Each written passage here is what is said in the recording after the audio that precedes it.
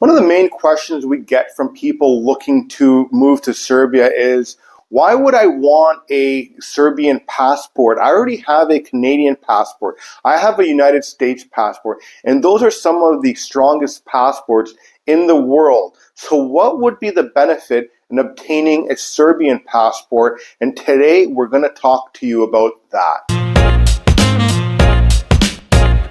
Now, we have many individuals looking to relocate to Serbia, and they're asking, why would I want to obtain the Serbian passport? We have a certain passport that is very strong in the world, but again, like I've mentioned to these individuals, they are not the best passports, and they also have limitations as where you can go, where if you have a Serbian passport, you are able to travel to other countries where you cannot travel with a Canadian and United States and other passports that are strong in this world as well. So let's quickly run down some points about the Canadian passport, and then we're going to get into some of the strengths about the Serbian passport, and then we will talk about the differences and what is very alike when it comes to these passports. So the Canadian passport as of 2024 is ranked 6th globally in the Henley Passport Index, and the 8th according to the Global Passport Power Rank. You have visa-free and visa-on-arrival access to 190 countries and territories without a visa application needing to be provided. And the key strengths to the Canadian passport is that you have access to nearly all European countries, including Serbia, for a period of 90 days visa-free. You also have access to the Schengen areas without a visa. You also have visa-free access to United States, where if you only have a Serbian passport, you need a visa to get into both Canada and United States. You'll have visa-free, of course, to United Kingdom, Japan, and Australia, and South Korea. And it also has the highest global trust and respect to Canadian stability and political environment. Now, as a Canadian who has lived in Canada for a while, I would not say the political environment in Canada is stable at all. I would say it's very unstable in Canada, and it's also supposedly has very good international relations. Now, depending on what you're looking at, if you're looking to, at the Cool Boys Club, is Canada part of the Cool Boys Club? Yes, but is that a good thing for a lot of these other countries? No, especially for Serbia, especially for countries like Russia and China. They don't want to be part of the Cool Boys Club, and sometimes being part of the Cool Boys Club is not the best thing out there. Now, when it comes to the Serbian passport strength, it is ranked 34th globally according to the Henley Passport Index. You also have a number of visa-free countries that you can access, which is a total of 140 countries. And there is a number of different countries that you can get into with a Serbian passport that you cannot get in with a Canadian passport, where Canadians will need to apply for a visa and Serbians will not. So it's one of the best things that you can have is dual passports. Look at what COVID had back in the day. If you had only one passport, you were not able to travel to other countries. Now, if you have various passports, and the Serbian passport is very strong, in my opinion, it might not be as powerful as, say, the United States or the Canadian passport, but it's still a very strong passport to have.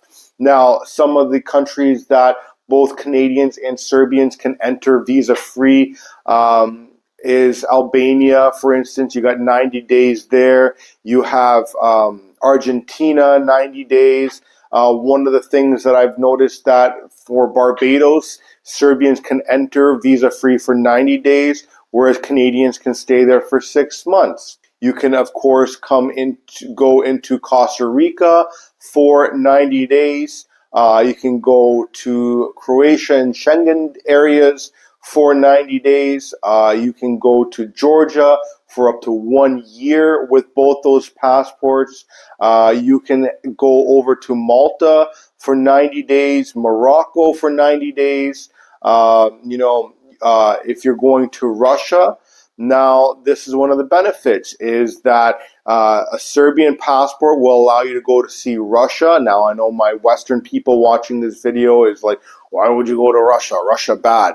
You don't have to believe everything that you see in the newspapers and in the or on the television. Serbians can go to Russia for 30 days visa-free, where Canadians require a visa.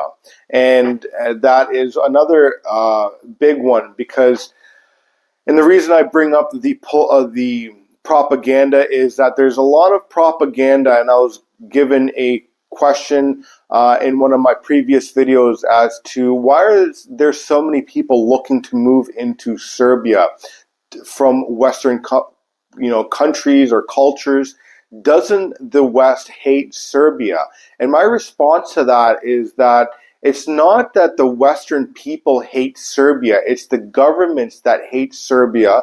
And so what they do is they put out propaganda to their citizens who have not traveled outside of their countries to experience Serbia, and instill that fear, and saying that there's a rise in crime rate, there's a rise in this, there's a war coming up, all this other stuff. And what many people do is they'll believe their governments until they leave their country and go explore countries like Serbia and get to feel it firsthand and understand, hey, listen, my government has actually been lying to me. Serbia is much better than Canada. It's much better than the United States. It's much better than some of these highly branded countries of prosperity and freedom. You actually have better food quality here in Serbia. You have more freedom than Canada, that is considered the land of the free, where actually it's more communism there than anything. Now, some of the countries that Serbians can enter visa-free or with easier access than Canadians are a number of countries, and a lot of these countries are the ones that don't see eye to eye with Western countries, and where Serbians have actually better ties to these non-Western countries than the Western countries. So some of them are like China. China and Serbia have really great relations. China has invested a lot of money here in Serbia, and we have a lot of people that come from China to visit Serbia, and likewise we have a lot of people from Serbia going to visit China. I just mentioned Russia. People in Serbia do not need a visa to go visit Russia, where Canadians do require a visa. Serbians can also enter Belarus for 30 days visa-free. Canadians need a visa. One that surprised me is that Serbians are able to enter Cuba for 90 days visa-free, whereas Canadians, they need a visa, but that is typically a visa upon arrival or included in your airfare, which that one really surprised me, because I've been to Cuba a number of times as a Canadian, and I didn't even think that I needed a visa. Now, some of the other more or less popular countries that Serbians can get into, but that I believe that would be great to go and visit, is places like Mongolia. You can also go to a country called North Korea, with getting a special arrangements where Canadians require a visa. You can go visit Indonesia visa-free with a Serbian country. You can go visit Laos, Myanmar, Vietnam, Sri Lanka. I know some of these people watching this video right now and be like, why would I ever want to go visit? Like I just said, the propaganda that you're given to in the West about countries such as Serbia and Russia is going to play the same way for the countries that I'm mentioning right now as well. to give you the comparison between the two countries is that, yes, the Canadian passport is more keen on getting you access to Western countries like the US, UK, Australia, one of those, and it is ranked higher on the international scale. Serbians give you access to those non-Western countries such as Russia, China, and other regions that might be more restrictive to Western passports. But one thing to note is that if you do get a Serbian passport, you are now going to be granted an extra access to 16 more countries than you would be if you only had the Canadian passport. And of course, even if you had the Serbian passport and wanted to go visit some of the countries that you have access with the Canadian passport, if you have a Serbian passport, you may not need to apply for a visa, where if you want to go visit that same country, you would have to go and apply for a visa. I'd like to thank you for watching this video.